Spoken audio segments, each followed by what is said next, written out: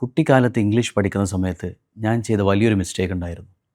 Class റൂമിൽ വന്നിരുന്ന് ഡിക്ഷണറിയൊക്കെ തുറന്ന് ഡിക്ഷണറിയിലുള്ള എല്ലാ പദങ്ങളും അതുപോലെ നോട്ട് പുസ്തകത്തിലേക്ക് കോപ്പി ചെയ്യും. എന്നിട്ട് കോണ്ടക്സ്റ്റ് മനസ്സിലാക്കാതെ, അർത്ഥം ശരിക്കും മനസ്സിലാക്കാതെ, സിനണിമും ആൻ്റണിയും ഒന്നും മനസ്സിലാക്കാതെ അതങ്ങനെ തന്നെ മെമ്മറൈസ് ചെയ്യും.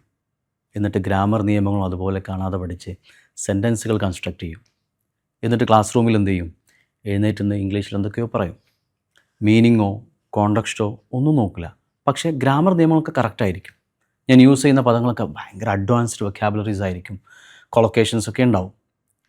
അങ്ങനെ ഒരു ദിവസം ഇംഗ്ലീഷ് ടീച്ചർ എന്നെ വിളിച്ചിട്ട് പറഞ്ഞു, നീ ഗ്രാമർ നിയമങ്ങളൊക്കെ നന്നായിട്ട് പഠിച്ചിട്ടുണ്ട്, നീ ഉപയോഗിക്കുന്ന പദങ്ങളൊക്കെ അഡ്വാൻസ്ഡ് വൊക്കാബുലറീസ് ആണ്, പക്ഷേ യു സ്പീക്ക് വെരി സ്ലോലി.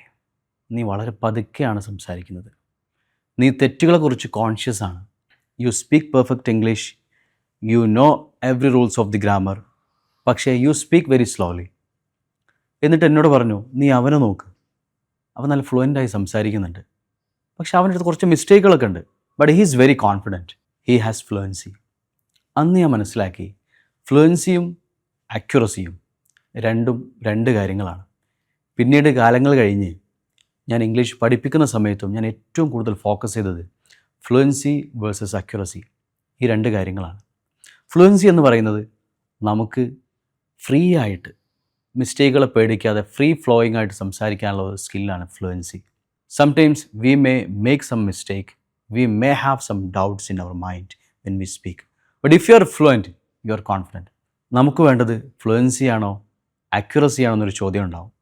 ഫ്ലുവൻസിയും ആക്യുറസിയും ഒരുപോലെ ബാലൻസ് ചെയ്ത് പഠിപ്പിക്കുമ്പോഴാണ് ഒരു ടീച്ചർ ഒരു കുട്ടിയെ ഏറ്റവും മനോഹരമായി ഇംഗ്ലീഷിലേക്ക് ഗൈഡ് ചെയ്യുന്നത്. Fluency is all about speaking freely.